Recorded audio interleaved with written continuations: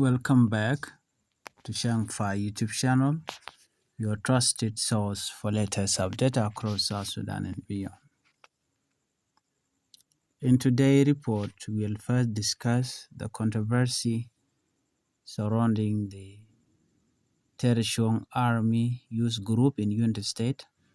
Then later in this video, we'll talk about the statement made in court by suspended Petroleum Minister Report Council concerning Dr. Machar and Benjamin Bolmel.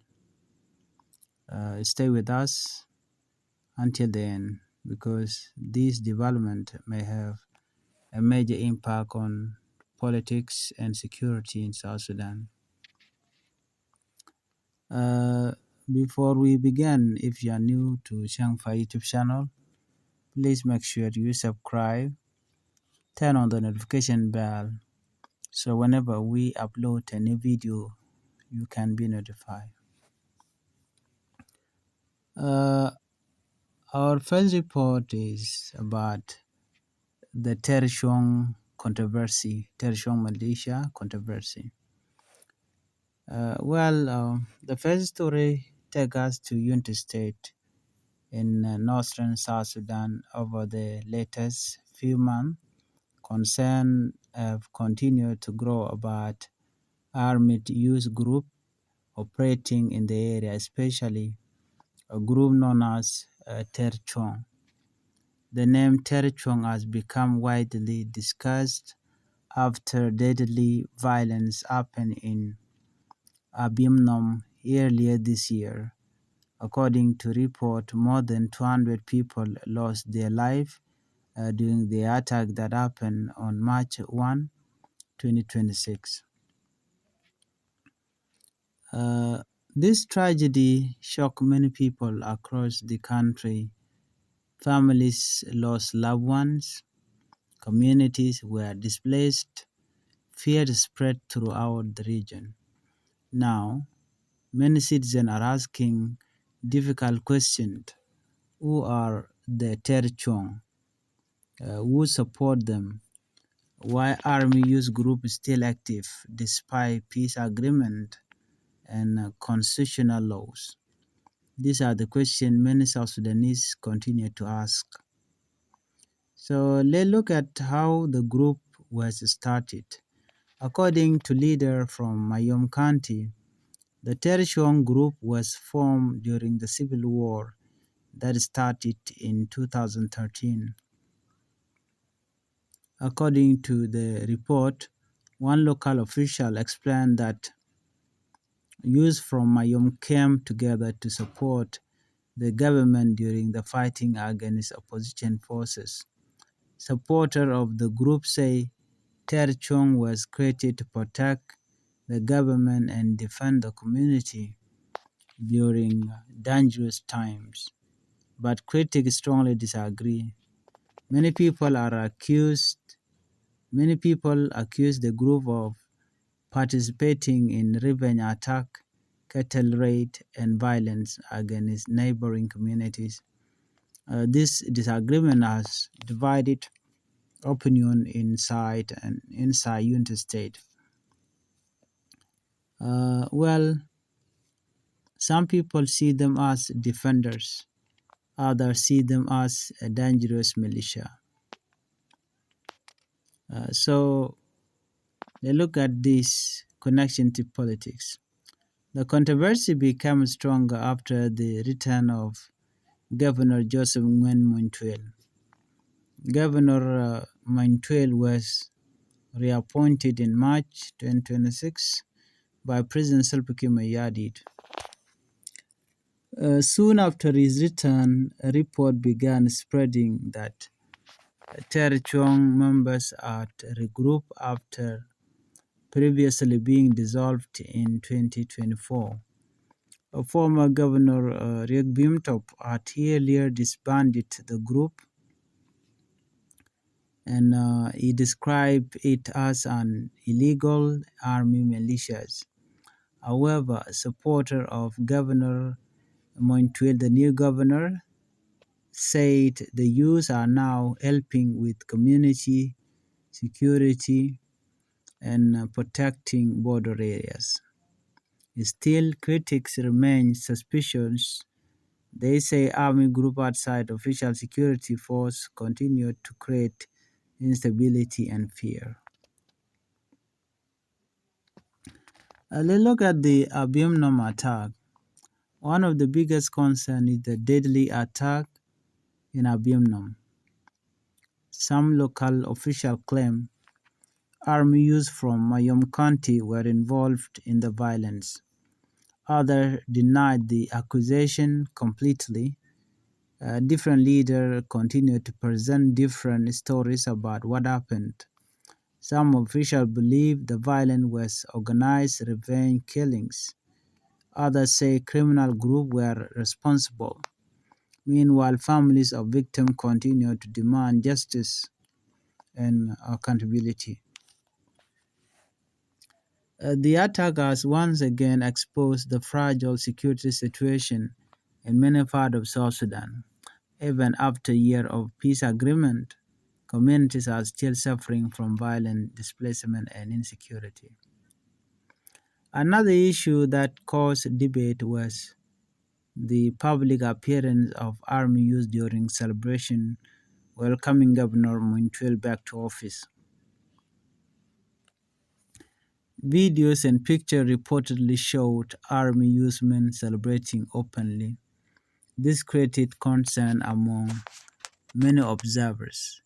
Critics questioned why heavily armed groups were appearing publicly during political celebrations.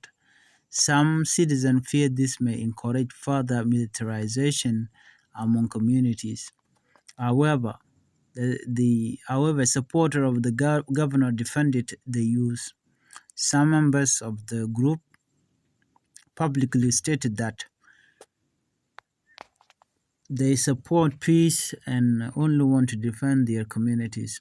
They denied wanting conflict. They look at the security concern in Warab.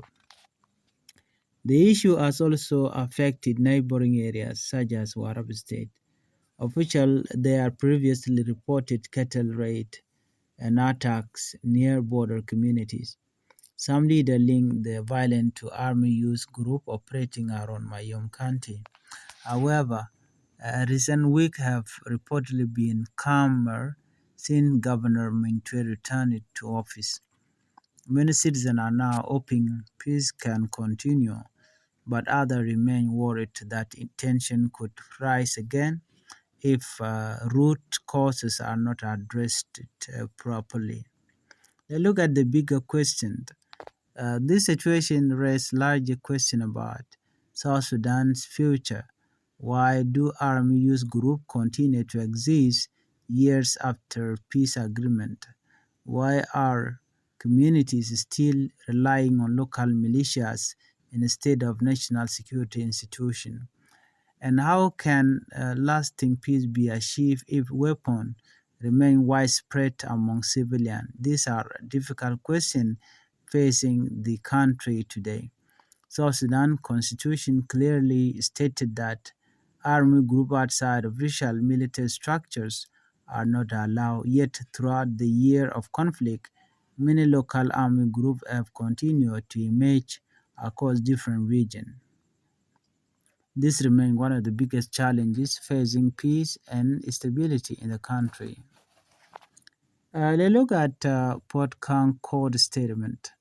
Now, let's move. Suspended Petroleum Minister Port Kang Shol made serious claim during a court session this week. According to Port Kang say he was allegedly pressured to distance himself from opposition leader Dak Machar. These statements were made during court proceedings involving several high-profile political figures. The case has attracted huge public attention across South Sudan and beyond. So, what Potkang said during the hearing, Honorable Potkang explained that after a political event in February 2025, he reportedly had a private discussion with former Vice President Benjamin Bolmel.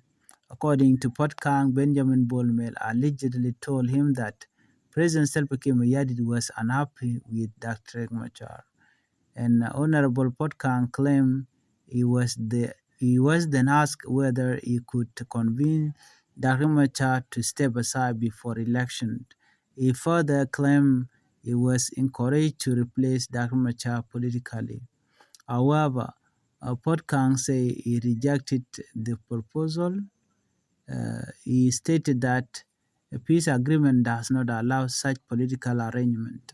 He also said that Dr. Machar remained the leader chosen by the SPLM-SPLA-IO movement. These statements immediately attracted major politic discussion. It attracted major public discussion.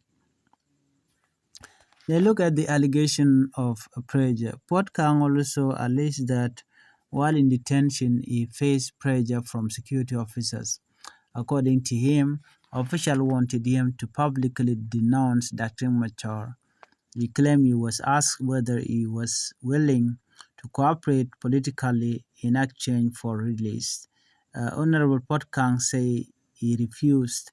He reportedly stated that although he served in government, he could not abandon the leader of his political party. He further claimed one officer warned him that he could die in detention if he refused. These are serious allegations, and the moment these claims remain part of court. At the moment, these claims remain part of court testimony and public debate. During the hearing, Honorable Potkang reportedly began feeling unwell and requested medical attention. The presiding judge later he adjourned the session to allow him to receive treatment.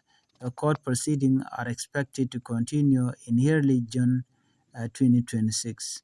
Many South Sudanese are now closely following the case because of its political significance. So, who are the accused? The case includes several well-known political and military figures connected to the SPLM-SPLAIO movement. Among those named, Dr. Machar and other senior individuals. The case continued to attract attention both inside South Sudan and internationally. Observers believe the outcome could affect the implementation of the peace agreement and political stability in the country. So why this matter? South Sudan still struggles to fully recover from years of civil conflict. Political tension between major leaders remains sensitive.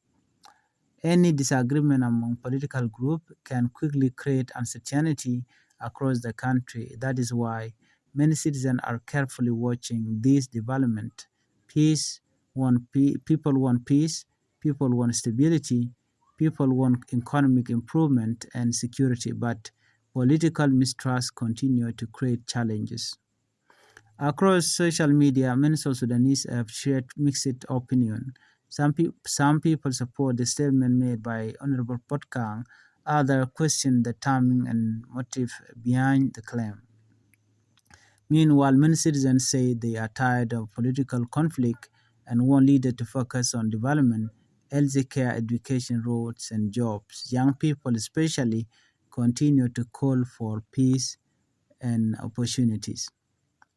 Both of today's stories show the difficult situation facing South Sudan today.